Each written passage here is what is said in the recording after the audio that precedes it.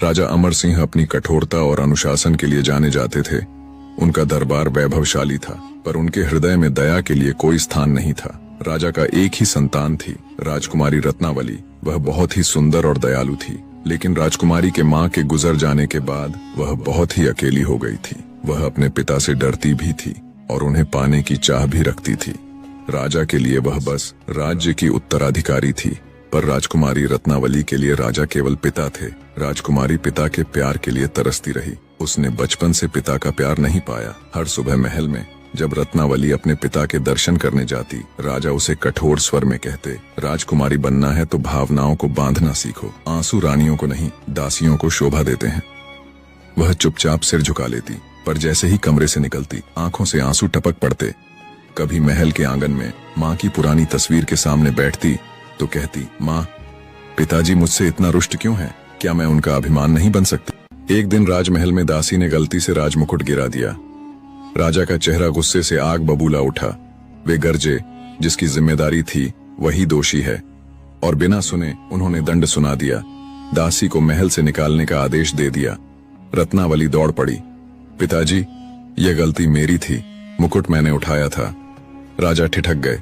उनकी आंखों में हैरानी थी। फिर राजा क्रोध से बोले, राजकुमारी झूठ मत बोलो। राजकुमारी को झूठ बोलना शोभा नहीं देता है। रत्नावली की आंखों से आंसू छलक पड़े। पिताजी, मैं झूठ नहीं बोल रही, आपका क्रोध मुझ पर ही उतर जाए, बस इस गरीब को मत निकालिए। राजा की आंखों में आग और तेज हो उठी। तुम्हारा दया भाव तुम्हें कमजोर बना देगा। याद रखो राजकुमारी, राज्य भावनाओं से नहीं चलता। राजकुमारी चुप रही। उस रात उसने पहली बार पिता के सिंहासन के पास जाकर दिया जलाया और धीरे से कहा, अगर शक्ति ही सब कुछ है तो प्रेम किसका नाम है? दिन बीतते गए, राजा बूढ़े होते गए, पर कठोरता वैसी ही रही। एक दिन जब वे बीमार पड़े तो रत्नावली ने दिन रात उनके चरणों में बैठकर सेवा की। राजा ने पूछा, मैंने तुम्हें कभी स्नेह नहीं दिया, फिर भी तुम ऐसा क्यों कर रही हो? वह मुस्कुरा दी, क्योंकि मैं आपकी पुत्री हूँ, दासी नहीं, और पुत्री का धर्म है कि पिता के क्रोध के पीछे भी प्रेम ढूंढे। राजा की आंखों से आंसू गिर पड़े।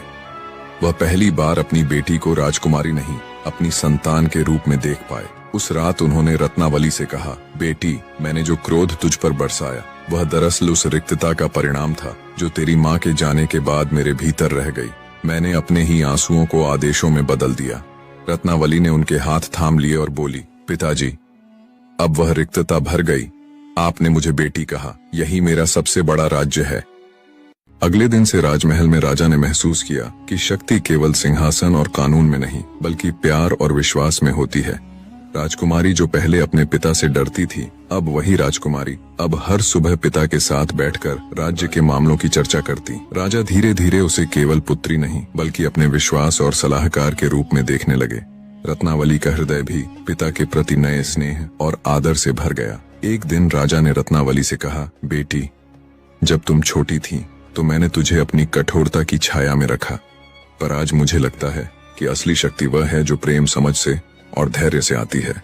राजकुमारी मुस्कुराई और अपने पिता का हाथ पकड़कर बोली, पिताजी, अब आप मेरी आंखों में केवल राजकुमार नहीं बल्कि पिता हैं, और पिता का प्रेम सबसे बड़ा राज्य है जिसे कोई सिंहासन नहीं दे सकता। हर शाम राजकुमारी अपने पिता के साथ समय बिताने लगी। वे दोनों बगीचे में टहलते, स्मरण करते और कभी कभी हंसी मजाक भी करते। राजा अब अपने आदेशों से पहले बेटी की राय लेते। धीरे धीरे महल में स्नेह और दया की छवि बन गई। राजा का स्वास्थ्य अब बहुत कमजोर था, पर रत्नावली की देखभाल और उनकी मुस्कान ने उनके जीवन में नई ऊर्जा भर दी। एक दिन राजा ने अपनी पुत्री को गले लगाते हुए कहा, बेटी, तूने मुझे सिखाया कि जीवन का सबसे बड़ा शक्ति स्रोत प्रेम है। तेरे बिना मैं आधा भी नहीं हूँ। राजकुमारी की आंखों में आंसू छलक पड़े, लेकिन वे आंसू खुशी और अपनत्व के थे। उस क्षण से पिता और पुत्री का प्रेम महल की सबसे बड़ी ताकत बन गया, और जो शक्ति पहले केवल आदेशों और कठोर नियमों में थी, अब वह स्नेह, समझ और विश्वास में बदल गई। राजमहल में अब हर कोई जान गया कि असली राजा वही है जो अपने राज्य से पहले अपने दिल में प्रेम का शासन करता है। राजा अपने शयन पर लेटे थे। बेटी पिता के पास बैठी थी, लेकिन राजा थके स्वर में कहते हैं, बेटी, अब मेरा शरीर कमजोर हो चला है, पर तुम्हारी मुस्कान मुझे जीने की ताकत देती है। राजकुमारी अपनी आंसू को रोकते हुए पिता का हाथ पकड़कर कहती है, पिताजी, आप हमारे राज्य के सबसे मजबूत स्तंभ हैं। मैं आपकी देखभाल खुद करूंगी। आप जल्दी स्वस्थ हो जाएंगे। बेटी अपने पिता के स्वस्थ होने के लिए मंदिर में दिए जलाए, लेकिन कुदरत का कुछ और ही मंजूर था। समय का पहिया चलता गया, लेकिन राजा की तबीयत और बिगड़ती गई, पर चेहरे पर संतोष की चमक थी। पिता धीमे से कहते हैं, बेटी, जिंदगी में सबसे बड़ा सबक मैंने तुमसे सीखा है। सच्ची ताकत तलवार या सिंहासन में नहीं, प्यार और विश्वास में छिपी होती है। मैं चाहता हूं तुम यह बात पूरे राज्य को सिखाओ। राजकुमारी रोती हुई कहती है, पिताजी, मैं वादा करती हूँ आपका यह संदेश हर हृदय तक पहुंचेगा। राजा की आंखें धीरे धीरे बंद हो जाती हैं। राजा अब जीवित नहीं रहे। राजा के जाने के बाद महल जैसे सूना हो गया। जहां कभी उनकी हंसी गूंजती थी, अब वहां बस सन्नाटा था। राजकुमारी रोज उसी जगह बैठती जहां उसके पिता लेटे थे। वह उनके तकिए के पास बैठकर घंटों तक रोती रहती। कभी उनका हाथ अपने हाथों में लेकर देखती, जो अब वहां नहीं था। कभी उनकी बातें याद करती। बेटी, सच्ची ताकत प्यार और विश्वास में है। दिन बीतते गए, पर राजकुमारी का मन वहीं अटका रहा। महल के लोग चुपचाप राजकुमारी की ओर देखती रही, पर कोई कुछ कह नहीं पाती। एक रात जब सब सो चुके थे, वह महल के आंगन में गई। आसमान में तारों की चमक थी। राजकुमारी ऊपर देखकर धीरे से कहा, पिताजी, अब आप नहीं हैं। मैं किससे बातें करूं पिताजी?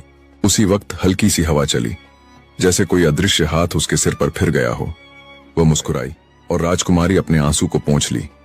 पहली बार उसके मन में एक हल्कापन महसूस हुआ, जैसे पिता अब भी उसके पास हो, बस रूप बदल गया हो। राजकुमारी समझ गई कि पिताजी ने जो मुझे सिखाया था, वो अब उसके आंसुओं की ताकत बन गई। अगली सुबह जब सूरज उगा, राजकुमारी वहीं आंगन में बैठी थी, पर आज उसके चेहरे पर आंसू नहीं थे, बस शांति थी। उसने कहा, पिताजी, मैं अब नहीं रोऊंगी।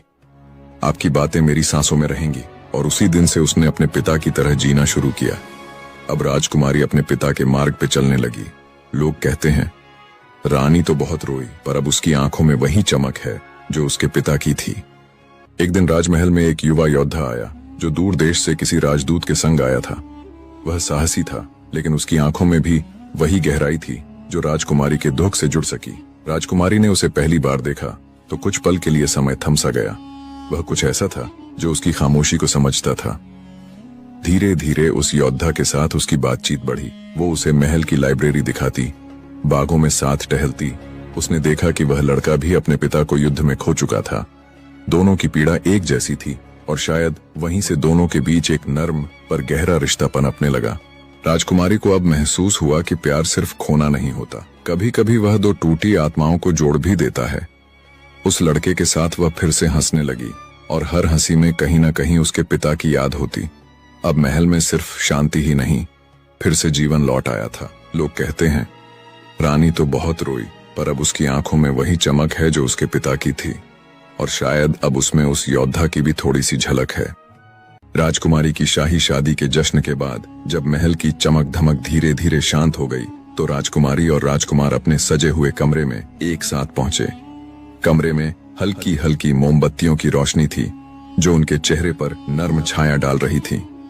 राजकुमारी ने मुस्कुराते हुए एक ट्रे पर रखा गर्म दूध का गिलास उठाया और धीरे से राजकुमार को दिया और बोली, थोड़ा पी लो, तुम्हारी थकान दूर हो जाएगी।